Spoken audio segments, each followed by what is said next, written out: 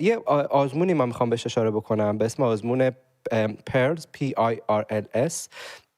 آزمونی که هر 5 سال یه بار تقریبا یه 20 سالی هستش که برگزار میشه توی کشورهای مختلف برای دانش آموزای کلاس 4 بین 9 تا 10 سال. بعد همونطور که رو تصویرم داریم می‌بینین برمیگره به مطالعه پیشرفت سواد خواندن در سطح بین‌المللی توی کشورهای مختلف، به خاطر اینکه خب خیلی گسترده هم هستش، توی کشور زیادی برگزار میشه. امسال یعنی این دورش که سال 2021 بوده 57 کشور تو شرکت کرده بودن، اصولا 2 سالی طول میکشه.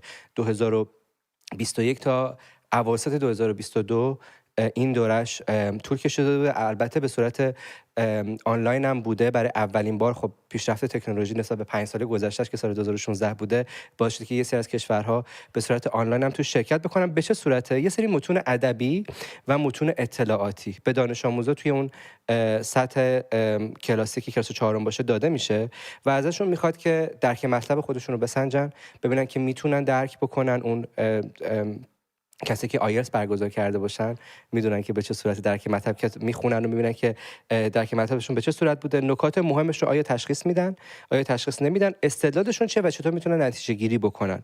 چیز خیلی جالبیه. من اولین باره تو تمام این سالهایی که دارم توی مدیا کار میکنم اولین باره که در ارتباط با این آزمون ازش امروز میشنیدم و بخاطر اینکه هر 20 سال یه بار اتفاق میفته. نه، هر 5 سال یه باره. تو 20 سال گذشته برگزار میشد، هر 5 سال یک باره و حالا امسال هم اصولا یه سال یا 2 سال طول میکشه که تا جوابهاش رو بدن. سال آینده هم دوره بعدیش قراره که برگزار بشه. چیز جالبیه به خاطر اینکه داده هایی که ازش به دست میارن در اختیار سیاستگزارها و مربیان آموزشی قرار میگیره تا ببینن که سیستم آموزششون کجا مشکل داره، به چه صورت هستش، کجا ضعف دارن و بتونن ازش استفاده بکنن تا سطح آموزشی کشور خودشون رو بالا ببرن.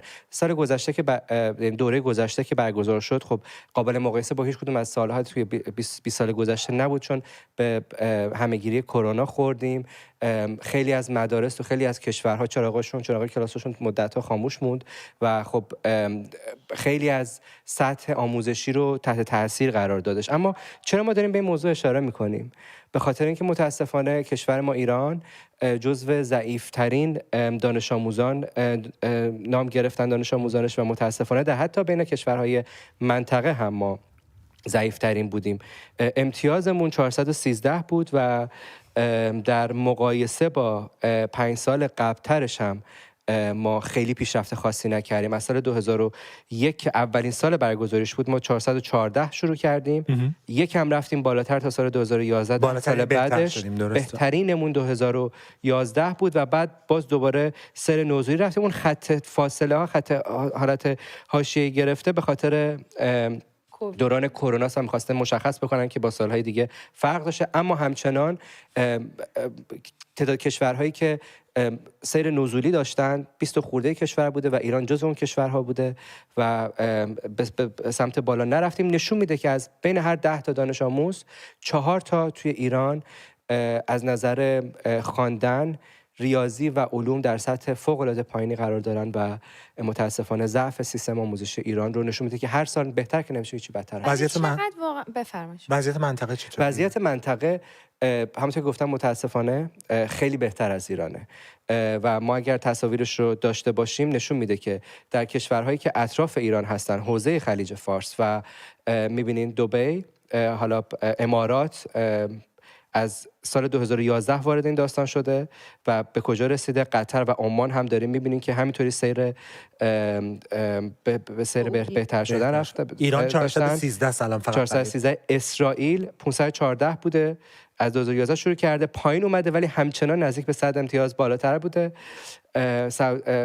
عربستان سعودی باز هم بالاتر از ایرانه و ترکیه هم باز هم بالاتر از ایران توی 10 سال گذشته. دلیلش هم میدونید چیه؟ دلیلش اینه که آموزش در جهان داره پیشرفت میکنه. البته حکومت اسلامی همش همه چی رو میخواد بندازه گردن کووید و بیابی و بیگازی و برق نبود، گاز نبود، بچه‌ها مدرسه موندن. بله یکیش اینه، ولی محتوای درس داره عوض میشه. این نکته رو من میخواستم یادآوری بکنم به همه بیننده هامون. یادمون باشه که در سال 2017 حکومت یک جنجالی رو راه انداخت سر امضای سند 2030 یا 2030 یونسکو که در واقع درباره توسعه پایدار بود. 17 تا اصل رو معرفی کرده بودن: مبارزه با فقر، مبارزه با گرسنگی، کیفیت آموزش رو بالا بردن و گفته بودن آموزش با کیفیت برای همه باید میسر باشه، مساوی باشه و فرصت یادگیری برای همه در تمام طول عمر فراهم باشه. این نکته که در مورد فقر و گرسنگی صحبت میکنن و اینکه زندگی سالم باید تضمین بکنیم و کیفیت آموزش رو در جهان باید برابر سازی بکنیم، همسان سازی بکنیم، بسیار مهمه. من دلم میخواد برگردیم به همون سال و واکنش خامنه‌ای رو بشنویم به این درخواست جهانی برای پیوستن ایران به یک موج تازه از مناسب سازی آموزش و برگردیم. لب کلام و جان کلام در این سند 20 این است که نظام آموزشی باید سبک زندگی را و فلسفه حیات را بر اساس مبانی غربی به کودک بیاموزه. این اون لب کلام در سند 20 است. یعنی جناب عالی انسان متدین و علاقمند به کشورتون، علاقمند به آیندهتون، تو کلاس درستون سرباز برای غرب درست کنید. نتیجه همچین دیدی میشه همین اتفاقی که افتاده. یادتون باشه که سند 2030 یک بندش فقط آموزش بود: مبارزه با فقر، مبارزه با گرسنگی، به ویژه گرسنگی افرادی که دارن تحصیل میکنن یه بخش عمدهش بود. ببین، یک آماری روزنامه شرق و روزنامه اعتماد همین چند روز پیش منتشر کردن، گفتن که در استان سیستان و بلوچستان جمعیت زیر 24 سال 58% جمعیت زیر 24 سال مدرک دیپلم ندارن. بعد از اون استان‌های آذربایجان غربی با 41% و گلستان با 38% در رده‌های بعدی هستن. دلیل اینکه اینا دیپلم ندارن این نیستش که دانش آموز ایرانی از دانش آموز قطری یا اماراتی یا سعودی بدتره یا پایین‌تره یا هوشش کمتره. به هیچ عنوان زمینه این آموزش فراهم نشده. اینکه این بچه‌ها، این دانش آموزان غذای کافی داشته باشن، انرژی کافی داشته باشن، لازم نباشه برن کار بکنن، وسایل عیاب و ذهاب به مدرسه داشته باشن. ببین چقدر ما تصاویر رو دیدیم در استان‌های در شهرهای دور افتاده کشور که مدرسه وجود نداره و بچه‌ها از روی یک چوب از روی یک رودخونه رد می‌شدن. یا کلاسایی که توش دارن درس میخونن اصلا وجود نداره کلاس مثلا. اگر هم باشه مثلا اینقدر نامناسب و حتی خطرناکه واسه بچه که خب شاید مثلا اصلا والدین تصمیم بگیرن که نخواد بره، یا به خاطر گرونی‌هایی که وجود داره و لوازم تحریر، مثلا گرونه هزینه‌های تحصیل، کلا گرونه خانواده بگه خب من نون شب ندارم بخورم، برای چی بچه‌مو بخوام بفرستم بره مدرسه. و علاوه بر این نکته‌ای که به هر حال خامنه‌ای تصمیم گرفته و سال‌هاست فکر می‌کنم وسواس فکری داره واقعا این آدم،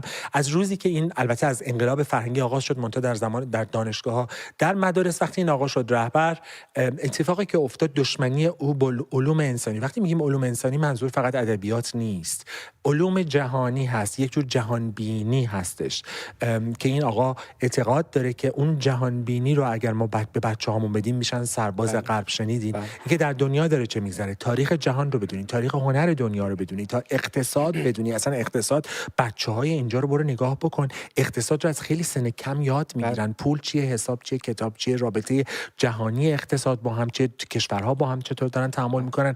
قطعاً و حقیقتاً برای یک کشوری که به دلیل سیاست‌های حکمرانانش در یک انزوای مطلق هست، نمیتونی بری به بچهش بگی آقا دنیا رو بشناس. حالا تو تصور بکن یه همچین بچه‌ای رو ببری اون آزمون رو بده در کنار بچه قطری و اماراتی بشینه. حالا بعد اصلا یه داستان دیگه‌ای که وجود داره، ببین همیشه من چیزی که یادمه میشنیدم میگفتن سطح مدارس ایران خیلی سطح علمیش بالاه و درسایی که بچه‌ها ما میخونن مثلا توی دبیرستان ما میخونیم اونا تو دانشگاهشون میخونن و فلان بهمان. خب این چیزی که من سالیان سال راجع به مدارس ایران شنیدم و گیریم که اصلا این فرض درست باشه، واقعا سطح کتاب‌های مدارس ایران سطحش بالا باشه و بچه‌ها قراره که چیزای خوب یاد بگیرن. اما وقتی که سیاست‌های دولت در راستای اینه که معلمی که قراره توی مدرسه درس بده اول تست عقیدتی سیاسی ازش میگیرن، بعد تست این که چقدر تو علم داری و چقدر بلدی بری درس بدی. خب نتیجهش این میشه که حتی اگه کتاب چیز درستی هم داشته باشه، شاید این معلمی که صرفاً به خاطر اینکه همسو با حکومت اونجا قرار گرفته نتونه اونو به بچه‌ها درست ارائه بده. این که برمی‌دارن این همه معلما و افرادی که واقعاً کارشون رو دوست دارن و کاربلد بودن رو اخراج کردن از مدارس، به جاش آخوند گذاشتن توی مدارس. خب معلومه که سطح علمی این شکلی میاد پایین و توی دنیا مایی که همیشه ادعا داشتیم وای ما مثلا بچه‌هامون سوادشون بالاست، نمیدونم ما توی دنیا اینجوری کردیم فلان کردیم بهمان کردیم، این بشه که اینجوری آبروریزی برامون. آرزوی مملکت میدونم مهمونی هم داریم، آرزوی ما یک روز روزگاری پیش از این انقلاب، پیش از این بلایی که سر ما اومد، این بودش که یک جوری بچه‌ها درس بخونن. به خود گریه هم میگیره الان چیزی که میخوام بگم، اسمشو نمیارم شما هم نپرسین. یک آدم بسیار نزدیک به من از یک روستای بسیار کوچک یه روزی درسش خوب میخونه، معدل دیپلمش انقدر بالا میشه و بهش میگن باید بری تهران و یک ملاقات مهم داری، و بعد وقتی که اونجا میره میبینه که پادشاه فقید تمام افرادی که در استانهای مختلف کشور دیپلم بالا گرفته بودن رو دعوت کرده و به اینها دارن بورسیه میدن در اون اکسچنج پروگرام ها یا برنامه تعویض دانشجو که برن درس بخونن این ور اون ور دنیا. ببین یه زمانی بچه‌های ایرانی رو یک جوری تربیت میکردن که درس بخونن، برن دنیا رو ببینن و ابایی نداشتن. ایران یک بخشی از جهان بود. اون برنامه غذا تغذیه‌ای که به بچه‌ها میدادن الان در این توسعه پایدار اومده که حتما شیر و میوه به بچه‌ها در اون سالهای آخر میدادن که البته شیر رو شوت می‌کردن بچه‌ها این ور اون ور، انقدر فراوانی بوده لابد نمیدونم یا فرهنگش نبوده. با الان در نظر بگیرید که مقام اول مملکت که چقدر من بدم میاد از این که تو اخبار میگن مقام عالی کشور یا رهبری، دغدغه‌اش اینه که نکنین بچه‌ها برن سرباز غرب بشن. آخه میدونی این نتیجه آنچه که اتفاق افتاده است. دیگه این روزا با حضور اینترنت و صفحات مجازی و این تلفنی که در دست ماست، اصلا گرفتن جلوی بچه‌ها اصلا خنده داره. در صورت اینها تمام نظرهای شخصی ما بود در ارتباط با این موضوع و مقداری فکت و چیزایی که با مردم به اشتراک گذاشتیم. اما بهترین کسی که میتونه تو این زمینه با ما صحبت بکنه خانم سپیده صفاریان، مؤسس مدرسه غیرانتفاعی آرتین هستش، کسی که سال 1401 در اعتراضات مهسا امینی از مردم حمایت کرد و به ناچار مجبور شد ایران رو ترک بکنه به خاطر این کار، چرا که مجوز فعالیتش توی ایران لغو شد. با شما سپیده جان سلام میگم و خیلی خوشحالم که بالاخره تونستیم با هم دیگه صحبت بکنیم. درود بر شما و همه عزیزان و مهمانان حاضر، در عزیزانی که در استودیو هستن و همچنین تماشاچیان و بینندگان محترمی که حضور دارن. متشکرم از شما. سپیده جان، فکر می‌کنین که مهمترین دلیل افت دانش آموزان ایرانی در آزمون بین‌المللی پرل 2021 چی بوده؟ خب اگر به این آزمون و تعریفش نگاه کنیم، این آزمونی هستش که برای بررسی میزان درک و استنباط دانش آموزان در یک موضوعی مثل خواندن و یا ریاضی و یا علوم بررسی میشه. در این آزمون میان چک میکنن که بچه‌ها به چه حد از استنباط و درک و به قول معروف کامپریهنشن از این موضوع رسیدن. خب این آزمون برگزار شده و شوربختانه دانش آموزان باهوش و توانمند ما به خاطر فضای محدود و بسته‌ای که جمهوری اسلامی ایجاد کرده در این آزمون‌ها زیر حتی میانگین بودن و عملکردشون خیلی پایین بوده. چه چیزی باعث شده؟ موارد خیلی زیادی هستش. ببینید همون سیستم سنتی که حاکمه بر مدارس و از طرف دیگه هم این که سیستم آموزشی که در مدارس ایران حاکم هستش سیستم یادگیری رفتارگرایی هستش و در این سیستم رفتارگرایی فقط به این که دانش آموز بتونه مطالب رو حفظ کنه و اون حفظیات رو دوباره بتونه به بقیه به معلم پس بده. خب این سیستم بنا شده. بنابراین نمیشه از چنین سیستمی توقع داشت که از دانش آموزان ما افرادی رو بسازه که بتونن آنالیز کنن، تحلیل کنن و یا استنباط کنن موضوع رو. و این هم مشکلات خیلی زیادی رو ایجاد میکنه که امروز شاهدش هستیم. سپیده جان، محتوای آموزشی ما در ایران میخوام بدونم که چقدر با جهان و حتی کشورهای منطقه‌ای که خیلی نزدیک هستن به کشور ما فرق میکنه.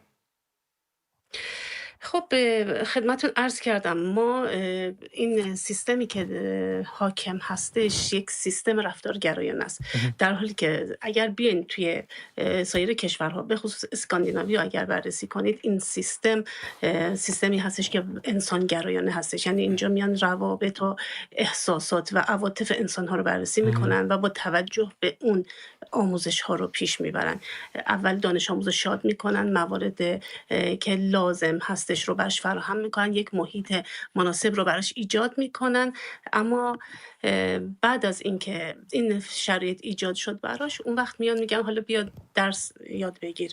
و این آموزش ها هم با استفاده از یک سری کتاب های جذاب با طراحی بسیار زیبا هستش، یا استفاده از اینترنت که مستقیما در طول کلاس ها استفاده میشه و اونجا بچه ها میتونن خیلی همونجا مستقیم مطلب رو ببینن، فیلم آموزشی رو نگاه کنن. حالا فقط محدودیت فیلم هم ندارن یا محدودیت محتوا هم ندارن، اونها محتواهای زیادی رو که معلم توسط اون سازمان آموزش پرورششون، وزارت آموزش پرورششون براشون طراحی شده، میتونه با منبع‌های مختلف به دانش آموزان آموزش بده. من یه سوالی از شما داشتم هم سفاریان.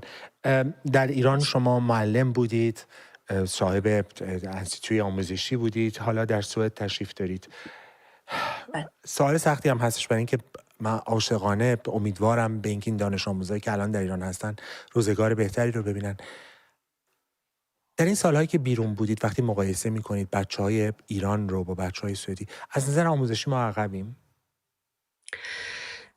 خب شوربختانه آرزوی عزیز یک مطلب خیلی خوبی رو بهش اشاره کرد، اینکه همیشه به ما معلم ها هم این مطلب گفته میشد، نه تنها به خانواده ها، نه تنها به دانش آموزا، به ما معلم ها هم گفته میشد که کتبی که ما داریم به بچه ها درس میدیم و مواردی که در مثلا در مدارس ایران داره آموزش داده میشه، مطالبی هستش که فقط مربوط مواردی هستش که خیلی بیشتر از اون سطحی هستش که باید باشه و اینکه ما نسبت به سایر کشورها خیلی پیشرفته تر و سخت‌تر داریم آموزش میدیم. خدمتتون عرض کنم، یک مثال واضح براتون میزنم. کتاب ریاضی در اول دبستان مدارس ایران یک کتاب 100 صفحه‌ایه، در حالی که شما اگر بیاین کتاب ریاضی پایه اول مدارس سوئد رو بررسی کنید، یک کتاب 400 صفحه‌ایه. این کتاب 400 صفحه شما میتونید در اون کتاب معادله ببینید تا آموزش ساعت. ما هیچ وقت به بچه کلاس اول ساعت آموزش نمیدیم.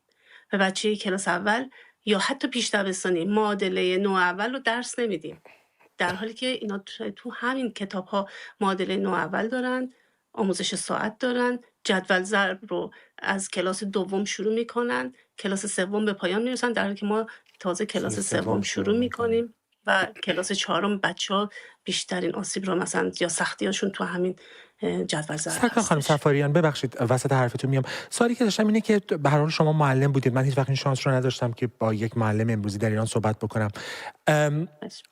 آیا معلم‌های ما آگاه هستن خودشون به این عقب بودن و آیا اصولاً این رایج هست بین معلم‌ها تلاش برای اینکه بدونن در سیستم‌های آموزشی دیگه جاهای دنیا چطور میگذره یا اصلا این فرهنگ وجود نداره؟ ببینید، این بستگی خود معلم داره، اینکه این معلم چقدر علاقه‌مند باشه. معلمای فوق‌العاده آگاهی داریم که در سطح مدارس حضور دارن، اما مشکلی که هست این دسترسی برای همه معلمان نیست. ببینید، همه معلمان با عشق و علاقه وارد این صنف نشدن. خب پس حساب اونها جداست، ولی خب حساب معلمایی که با عشق و علاقه وارد کارشون شدن، با اون شرایط محدود و با اون همه کمبود آموزشی که وجود داره واقعا خلاقانه دارن عمل میکنن و با اون وجود اون کمبودها دارن فضا رو خیلی خوب مهیا میکنن که دانش آموزان به بهترین شکل یاد بگیرن. اتفاقی که برای خود من افتاد، ببینید من با تأسیس مدرسه ناچار شدم، یعنی وقتی که مدرسه رو تأسیس کردم اونجا بود که متوجه شدم که خب نمیشه که با یک روش جلو رفت، باید روش‌های مختلف رو دید. خب باید چیکار کرد؟ باید مدارس مختلف رو دید. خب مثلا مدارس ایران که همشون، خب من رفتم دیدم و میدونستم که خب من یه مدت تو تهران تدریس میکردم، یه مدت تو مثلا کردستان بودم و بعدم دوستان خیلی زیادی در سراسر ایران داشتم، چون مدام ما در مأموریت بودیم و همدیگر رو هم میدیدیم. خب پس خیلی چیز زیادی از سایر مدارس نصیب من نمیشد. حالا مدارس تهران هم مدارس خصوصیش رو من رفتم، خیلی کارهای خوبی کرده بودن، داشتن و خلاقیت‌های خاصی داشتن، اما من بیشتر از اونها میخواستم. بنابراین من به عمان سفر کردم، عمان، و از کشوری که در اونجا مدرسه سیب آمریکایی‌ها هستش و اونجا وارد شدم. رفتم اون مدرسه رو بازدید کردم در کنار سایر مدارسی که رفته بودم در سایر کشورهایی که بود و اون مدرسه برای من خیلی جالب بود در میان اون مدارس دیگه‌ای که دیدم. چرا؟ چون اون مدرسه مستقیما از سیستم کمبریج وصل بود، یعنی از اون سیستم آموزش میگرفت. خب کجا ما چنین امکانی رو داریم توی ایران؟ مدارس ما فقط به آموزش پرورشی ختم میشن که یک سرش به حوزه علمیه وصله، یک سرش به نمیدونم نهاد رهبری وصله، یک سرش به سپاه پاسداران وصله. چطوری میشه این تغییر رو توی مدارس ایران ایجاد کرد؟ معلم تمام تلاشش هم بکنه باز هم به اون در بسته‌ای که جلوش قرار دادن میخوره. معلمای خلاق فوق‌العاده‌ای داریم، مدیران بسیار خوشفکری داریم، ولی خب تمام تلاششون هم میکنن که بتونن از اون سیستم بسته خارج شن و مطالب جدید یاد بگیرن، ولی نهایتاً باز به همون سیستم بسته برمیخورن. خب حالا همونطور که ما از صحبت‌های شما برداشت کردیم اینه که سطح علمی مدارس در ایران شاید مثل بقیه دنیا نباشه، اما سوال من اینه که حداقل آیا این نظام آموزشی فعلی مهارت‌هایی مثلا استدلال، درک مطلب و نتیجه گیری رو به بچه‌ها یاد میده؟ واسه همچین چیزی طراحی شده اصلاً؟ خب اگر سیستم آموزش پرورش رو در نظر بگیم متاسفانه خیر، چنین چیزی پیش بینی نشده و براش در نظر نگرفتن. سیستم آموزشی ایران یک سیستم سنتیه که هیچ تغییری نکرده و اگر داره تغییر رخ میده توش، اون به پشتوانه اون معلم خلاقیه که داره نهایت تلاششو میکنه. اگر شما نوآوری میبینید به واسطه اون مدیر توانمندیه که اونجا نشسته و از معلمش میخواد که به شکل متفاوتی عمل کنه. سرکار خانم صفاریان، سوال آخرم هست از شما، به خاطر اینکه اشاره کردیم در بحثی که داشتیم میکردیم، تا چه اندازه فقر، گرسنگی، چون همش آمار ترک تحصیل ما داریم، بچه‌هایی که دیپلم نمیگیرن میرن در استان‌های فقیر ایران، تا چه اندازه فقر و گرسنگی با توجه به تجربه شما تأثیر گذاشته بر کیفیت آموزش، وضع اقتصادی مملکت؟ خیلی وحشتناکه. ببینید تا قبل از پاندمی، حالا میگم میشد محدودتر به این موضوع نگاه کرد، ولی بعد از پاندمی و بعد از اینکه وضعیت اقتصادی ایران خیلی وحشتناکتر میشه سال به سال، لحظه به لحظه حتی میشه گفت، این تاثیر خیلی بدی روی دانش آموزا داره و روی تحصیلشون و روی خانواده ها. ببینید اولین نکته رو من اشاره میکنم، ساده ترین و پیش پا افتاده ترین موضوع رو. ببین دانش آموز وقتی گرسنه میاد مدرسه و حتی یک پول تو جیبی نداره که یه خوراکی بخره یا حتی خانواده‌اش توان اینو ندارن یک ساندویچ کوچیک توی کیفش بذارن، خب این گرسنگی باعث میشه که اون بچه تایمی که معلم داره درس میده به فکر دلضعفه و دلدردی که براش ایجاد میشه باشه و اونو بتونه از شر اون ضعف خلاص بشه. این یک نکته. پس اینجا همین ضعف و گرسنگی باعث میشه که اصلا آموزش رخ نده و اتفاق نیفته برای اون بچه. از طرف دیگه چیزی که من در طول این سالها شاهدش بودم، چون من تو مقطع متوسط درس میدادم و علاوه بر اون مدرسه ابتدایی، من دانش آموزانی داشتم که در مقطع متوسط ترک تحصیل میکردن و ازدواج میکردن، کودک همسری میشدن، اتفاق میافتاد براشون و کودک همسر میشدن. اما در طول سالهای گذشته این اتفاق به مدارس راهنمایی و ابتدایی کشیده شده. یعنی الان فاجعه اینجاست که بچه ابتدایی ما از مدرسه خارج میشه به مدت 6 ماه. خانواده‌ها به خاطر فقر، چون رفت آمده بچه‌ها آوردنشون به مدارس هزینه برداره، ببین باید یک سرویس برای این بچه بگیره بیاره ببره. از طرف دیگه مدارس ما سرانه ندارن، بنابراین سرانه آموزشی باید از خود خانواده‌ها تامین بشه. خب خیلی از خانواده‌ها این پول رو نمیتونن پرداخت کنن، بنابراین بچه رو خونه میذارن. وقتی که بچه خونه بشینه، بعد از یه مدتی این خانواده خب میگه این بیکار نشسته، حالا خونه داری هم یاد گرفته، مجبور شده غذا بپزه، باید ازدواج کنه. بله. کی تاوان کودک همسری رو قرار بده؟ اون بچه دیگه، درسته؟ یه بچه دقیقاً یه بچه بله. 10 ساله. خانم صفاریان بسیار سپاسگزارم. واقعا سیر نمیشیم از شنیدن حرفتون. یک دنیا سپاسگزارم که وقت گذاشتید. حقا که به شیرین سخنی و شیرین بیانی یک خانم معلم ایرانی هستین. وقتی که داشتین صحبت میکردین داشتم میگفتم خوش به حال دانش آموزاتون.